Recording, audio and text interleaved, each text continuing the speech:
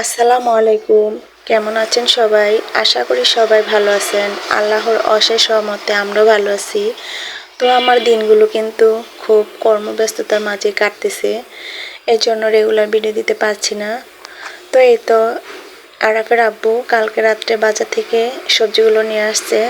আমি ওনাকে দিয়ে বাজার করাইলে আমার এরকম পছন্দ হয় না, মানে একই রকম অনেকগুলা নিয়ে আসে। এই জন্য আমি গেটের সামনে থেকে বাজার করি, আমার যতটুকু লাগবে আমি অতটুকু পরিমাণে নেই। তো এখানে 1 কেজি বেগুন, আধা কেজি সিম নিয়ে আসছে। তো বাজারগুলো এখন আমি ফ্রিজে গুছিয়ে রাখবো। আর এমনিতে রান্না করার জন্য আগে থেকেও সবজি ছিল। আর আজকে হলো ইমাম হাসানের আব্বু আর ইমাম হাসান বাড়িতে যাবে রাত্রের লঞ্চে। তো আমরা ভাবছিলাম সবাই মিলে যাব। তো বাড়িতে ঘর উঠাবো এটা নিয়ে কিন্তু আলোচনা হইতেছে অনেক দিন ধরেই। তো যখন ঘর দুয়ার উঠাবো তখন তো যাই এমনিতেই থাকতে হবে কাজ ধরলে। তো এই জন্য এখন আর যাব না। এখন এখানে ছোট ছেলে মাদ্রাসাটা যেহেতু বন্ধ দিতেছে না, ওর রেগুলার যাইতে হয় মাদ্রাসায়। আর তার মাঝে আমারও একটু হাতে কাজ আছে, এই জন্য আর বেশি যাওয়া হবে না। আর এই তো আমার ফ্যামিলি, এটা ছেলে মেয়ে হাজব্যান্ড। তো ওর বাবার দোকান থেকে আসছে, টাকা গোছাইতেছে। বাড়িতে যাইলে তো অবশ্যই টাকা পয়সা লাগবে। আর উনি যেখানে যায় আমার হাতে বেশি পরিমাণে টাকা রেখে যায়, বিপদ আপদ তো বলে কয়ে আসে না। এই জন্য রাত্রেবেলা যাবে ঢাকার লঞ্চে, 12টার লঞ্চে উঠবে। তো 10টা বাজে বের হলে আমাদের এখান থেকে ঠিক হয়।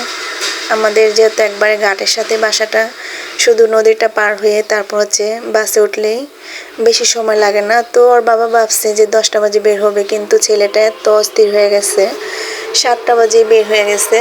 তো ওখানে যায় বসেছিল অনেকক্ষণ ধরে। তারপর হচ্ছে 12টার লঞ্চে ভোরবেলা বাড়িতে গেছে। এর আগে লঞ্চে শুয়েছিল, যেহেতু অন্ধকার ছিল এই জন্য 5টা বাজে বাড়িতে গেছে। আর এখান দিয়ে হলো আমি রান্না করতেছি নতুন আলু দিয়ে টমেটো ঝোল রান্না করব, আর সাথে একটা শাক ভাজি করব। আজকে ঘরটা একটু পরিষ্কার করব ভাবতেছি, এমনিতে পরিষ্কারই, তারপর কাজের তো আর শেষ নাই। তো রান্নাবাড়ি শেষ করে তারপর হলো আমি অন্যান্য কাজগুলো করব। আর হাজব্যান্ড বাড়িতে না থাকলে কিন্তু টেনশনটা অনেক কম থাকে। যখন আমার হাজব্যান্ড বাইরে ছিল তখনকার মতো অনুভব করি এখনো, যে উনি মনে হয় আবার বাইরে চলে গেছে এরকম লাগতেছে। আজকে 4 দিন হলো গেছে। তো আমি তো রেগুলার ভিডিও দেই না, এই জন্য ভিডিওগুলা আগের করা ছিল। এই তো এখান দিয়ে ভাত বসে দিছি, ভাতটা বলক চলে আসছে। আর হলো আলমারিটা আমি প্রতিদিনই ধরতে গেলে গুছিয়ে রাখি, তারপরও একটা জিনিস না পাইলে মানে একবার সবগুলো এলোমেলো করে ফেলে। তো এই তো ওনা দিয়ে সবগুলো আমার শাড়ি ঢাকা। একদিন শাড়িগুলো সব শেয়ার করব আপনাদের মাঝে। আর হলো কম্বলগুলো তো রেগুলারই লাগে, তো কম্বল আমি খাটের উপর রাখি না, আমার কাছে হিবিজিবি লাগে। এমনিতেই তো বালিশ বেশি খাটের উপর, এজন্য আলমারিতে এইভাবে গুছিয়ে রাখি। আর দিনের বেলা বেশি শোয়া হয় না। আর এই মেশিনটাকে নিয়ে তো জ্বালায় আছি, এটা কয়েকদিন পর পরে খালি নষ্ট হয়ে যায়। আজকেও 500 টাকা দিয়ে ঠিক করে আনলাম।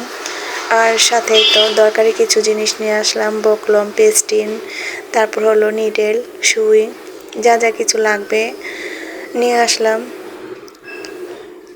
এই তো এটা তো জামার গলাতে দেই, এজন্য এটা বেশি লাগে। তো ভিডিওটি আজকের মতো এই পর্যন্তই। কেমন লাগলো অবশ্যই বলবেন। সবাই ভালো থাকবেন, সুস্থ থাকবেন। আল্লাহ হাফেজ।